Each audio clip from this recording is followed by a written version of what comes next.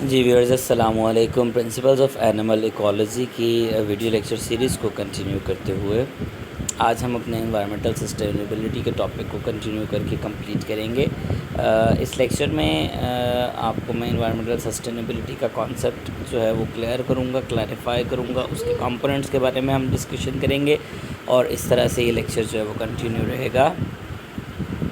हमने पढ़ा था कि न्यूट्रिएंट साइकिलिंग एक इम्पॉर्टेंट कंपोनेंट था या एक इम्पॉर्टेंट पार्ट था एनवायरमेंटल सस्टेनेबिलिटी का, जो कि यहाँ पर रिप्रेजेंट किया जा रहा है। ऑर्गेनिक मैटर एनिमल्स में मौजूद होते हैं।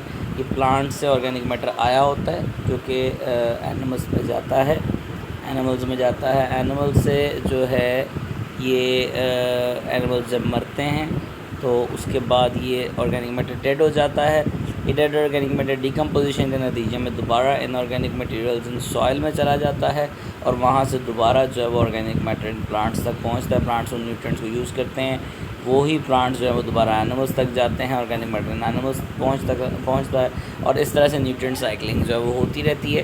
केमिकल्स जो हैं वो ऑर्गेनिज्म से एनवायरनमेंट में आमतौर पर सॉयल और वाटर के ज़रिए जाते हैं और उसके बाद ऑर्गेनिज्म से होते हुए through organisms back to the environment दोबारा एनवायरनमेंट तक वापस आ जाते हैं। तो ये कुछ न्यूट्रिएंट साइकिलिंग है जो कि एनवायरमेंटल सस्टेनेबिलिटी के अंदर बहुत इंपॉर्टेंट रोल प्ले करती है। उसके बाद सस्टेनेबिलिटी की डेफिनेशन को दोबारा रिपीट कर लिया जाए। Is the ability of the earth's various natural systems. सबसे पहले ज़मीन के मुख्तलिफ जो नेचुरल सिस्टम्स है, हवा, पानी, इस तरह के जो सिस्टम्स चल रहे हैं इनसे रेलेवेंट, तो वो and humans cultural system and economies और इंसानों के कल्चरल सिस्टम, जो हमारी रिवायात हैं, जो हमारे तौर तरीके हैं और हमारी जो इकोनॉमीज़ वगैरह हैं जो डिपेंड करती हैं, ये सारा कुछ जो है इन दोनों चीज़ों का ये दो तीन जो कंपोनेंट्स हैं, इन तीनों चीज़ों का सर्वाइव करने की ability to survive and adapt to changing environmental conditions indefinitely. यानी जितनी मर्ज़ी कंडीशंस चेंज हो जाएँ उसको अडाप्ट करते जाना है बग़ैर रुके, बग़ैर किसी स्टॉप के जो है इसको कंटिन्यू करना है। ये बहुत इम्पॉर्टेंट होता है और सर्वाइव करना और इसको जो है एनवायरमेंटल कंडीशन को के मुताबिक अडॉप्ट करना। अडेप्टेशन एंड सर्वाइवल जो है ये दो इम्पॉर्टेंट कंपोनेंट्स हैं, ये दो इम्पॉर्टेंट एस्पेक्ट्स हैं सस्टेनेबिलिटी के। Natural capital is supported by solar capital energy from the sun. Natural capital हमारे पास नेचुरल जो रिसोर्सेज होते हैं वो रीन्यूएबल नॉन रीन्यूएबल दोनों, और नेचुरल सर्विसेज जो हमें अवेलेबल होती हैं, ये नेचुरल कैपिटल कहलाता है। दिस पॉइंट नेचुरल कैपिटल ये वो चीज़ होती है और इसको हमेशा सोलर कैपिटल जो है वो सपोर्ट किया करता है। एनर्जी जो सन से आ रही है, सूरज से जो रोशनी आ रही है, एनर्जी आ रही है, that is the solar capital. आप सोलर एनर्जी को ले लें, नेचुरल कैपिटल कोलैप्स कर जाएगा। इसकी अभी हम आगे एक एग्ज़ाम्पल भी कोट करेंगे।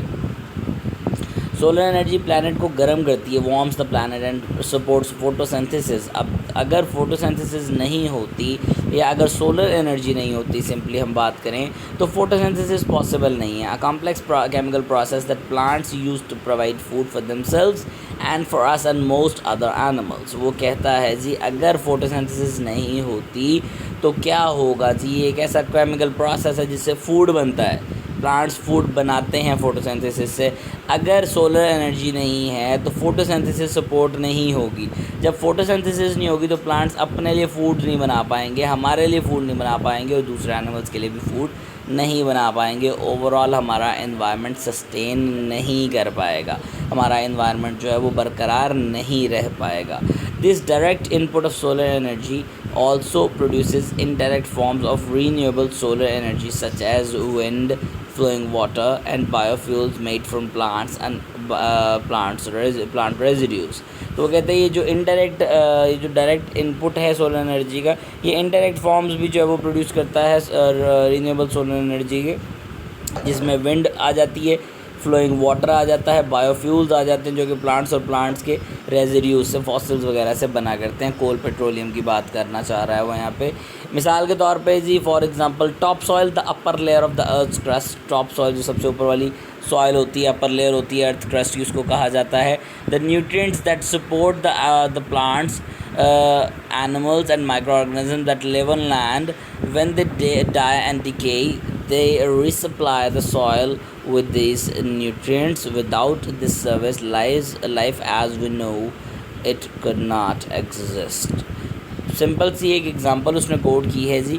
टॉप सॉयल हमारे पास जो होती है, सबसे अपर पार्ट की जो सॉयल होती है अर्थ क्रस्ट में, वो क्या करती है, हमें न्यूट्रिएंट्स प्रोवाइड करती है। ऑब्वियस है प्लांट्स और एनिमल्स को न्यूट्रिएंट्स प्रोवाइड करती है, ये प्लांट्स को, एनिमल्स को, माइक्रो ऑर्गेनिजम्स को। अब जो ज़मीन पे रहते हैं, मैं मर गया, सपोज़ एक एनिमल, हमें एक एनिमल कंसिडर करें, हम जब ज़मीन में जाएंगे तो हमारी बॉडी डिके हो जाएगी, वो न्यूट्रिएंट्स रीसप्लाई हो जाएंगे सॉइल को। हम उन न्यूट्रिएंट्स को डाई और डिके होने के बाद रीसप्लाई करेंगे सॉइल को इन न्यूट्रिएंट्स के साथ। यही जो सर्विस है, अगर ये सर्विस अवेलेबल ना हो तो ज़मीन पर ज़िंदगी मुमकिन नहीं होगी।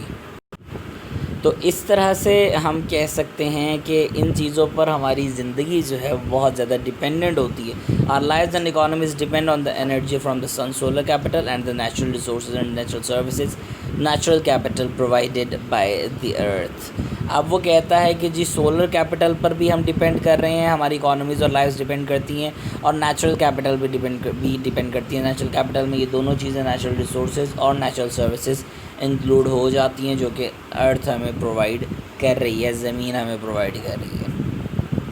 उसके बाद एनवायरमेंटल सस्टेनेबिलिटी के कुछ कंपोनेंट्स को डिस्कस कर लिया जाए। हमने अबाउट नेचुरल रिसोर्सेज और नेचुरल सर्विसेज तो डिस्कशन कर लिए। फर्दर आगे कुछ चीज़ें हमने देखनी है। Impacts of human being on natural resources, इंसान जो कुदरती वसाइल को नुकसान पहुंचा रहा है या जो भी इसका इम्पैक्ट है, जो भी असर इंसानों का हो रहा है, उसके बारे में बात कर लीजिए। तो second important component of sustainability is to recognize that many human activities can degrade natural capital by using normally renewable resources faster than nature can renew them। तो सिंपल सी बात है जी कि हमारे पास जो इंसान की सरगर्मी है वो नेचुरल कैपिटल को डिग्रेड कर रही है, क्योंकि हम नॉर्मली रिन्यूएबल रिसोर्सेज को ज़्यादा तेज़ी से इस्तेमाल कर रहे हैं, जबकि उनकी जो रीन्यू होने का प्रोसेस है, दोबारा इस्तेमाल के अंदर आने का जो के काबिल बनने का जो प्रोसेस है वो थोड़ा लेट होता है, वो ज़रा स्लो होता है। तो इससे उनकी डिप्लीशन स्टार्ट हो जाती है, रीन्यूएबल नेचुरल रिसोर्सेज की भी डिप्लीशन जो है वो स्टार्ट हो जाती है। मिसाल के तौर पे for example in parts of the world we are clearing mature forest much faster than the nature can replenish them. हम दरख्त काफ़ी स्पीड से काटते जा रहे हैं, इतनी ज़्यादा स्पीड से कि नेचर दोबारा उनको प्रोड्यूस करने के काबिल नहीं है, उस स्पीड पर जो है वो प्रोड्यूस करने के काबिल नहीं है, वो काम नहीं कर पा रही।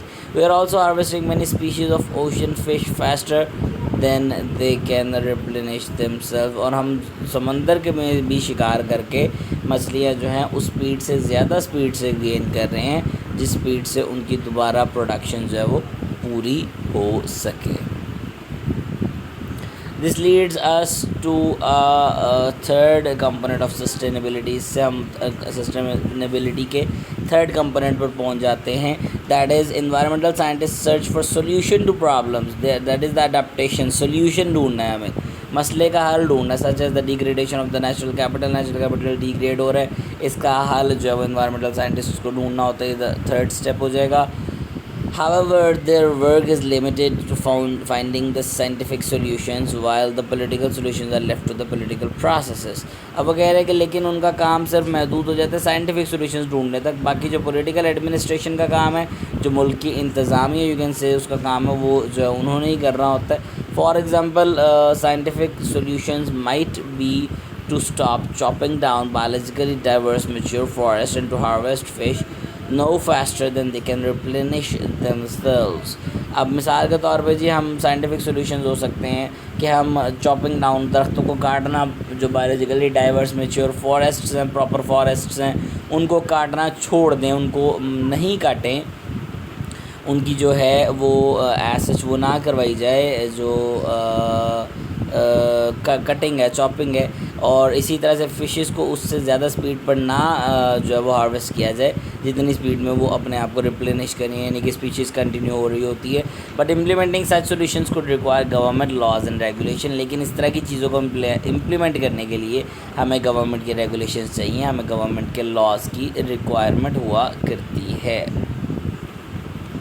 हाउ टू सस्टेन एनवायरनमेंट, जब इन्वायरमेंट को किस तरह से सस्टेन किया जाए। The search for solutions often involves conflicts, अब तज़ाद आ जाते हैं, एतराज़ात आ जाते हैं, प्रॉब्लम्स आ जाती हैं जब आप मसले का हल ढूंढ रहे होते हैं। तो when scientist argue for protecting a natural diverse forest to help prevent the premature extension of various life forms, वो कहते हैं मिसाल के तौर पे साइंसदान कह रहे हैं कि जी दरख्त नहीं काटने, नेचुरल फॉरेस्ट की डाइवर्सिटी को प्रोटेक्ट किया जाए, इनको प्रीमेच्योर एक्सटिंक्शन हो जाएगी, यानी कि बहुत सारी लाइफ फॉर्म, बहुत सारी स्पीशीज़ ग्रो करने से पहले ही जो एक्सटिंक्ट हो जाएंगी, प्रीमेच्योरली एक्सटिंक्ट हो जाएंगी। तो इसमें प्रॉब्लम क्या आ सकती है। मिसाल के तौर पे for example the timber company that had planned to harvest trees in that forest might protest, तो आप वो एहतजाज कर सकते हैं क्योंकि उनकी कंपनी टिम्बर पे चलती है, तो जिन्होंने दरख्त काटने हैं तो वो यहाँ पर प्रॉब्लम जो है वो क्रिएट हो सकती है इस फॉर्म में। अब dealing with such conflicts often involves making trade offs और compromises a fourth component of sustainability.